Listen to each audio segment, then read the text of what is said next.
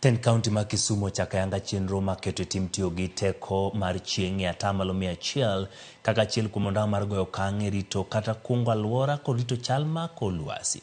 Chenro no ochako ayanga higa mar 2020 kendo ne igeto kode kauntis 3 e pacho ka moting'o Kisumu, Nakuru kod Mombasa, ka bende mise ma nonro mare ne geto sekta mar teko wuoth kod alwora. Chenro ni geto jodak ma yutogi ni piny, sekta mar wuoth kama bende joket mwandu e sekta mar wuoth chano chwalo nyamburko, tuk-tuk, apiko kod digni matiyo gi teko chieng' e kinde ma sekta mar thieth e kinde mamoko bende geto tiyo gi teko chieng' kuonde duto mag thieth e kaunti no, kaka yor duoko chien nengo teko stima ma gichulo kinde ka kinde.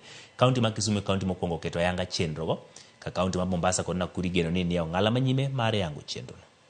Energy in the electricity, transport and clean cooking sectors through the rich and abundant renewable energy resources that exist within our territory.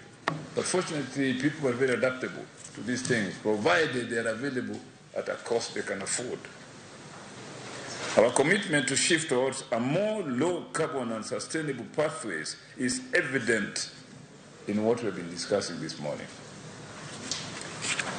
The private sector, academia and technocrats will play an important role in accelerating the realization of county goals while connecting with the needs of Kisumu residents. It's now my great honor, therefore, ladies and gentlemen, to declare this roadmap officially launched.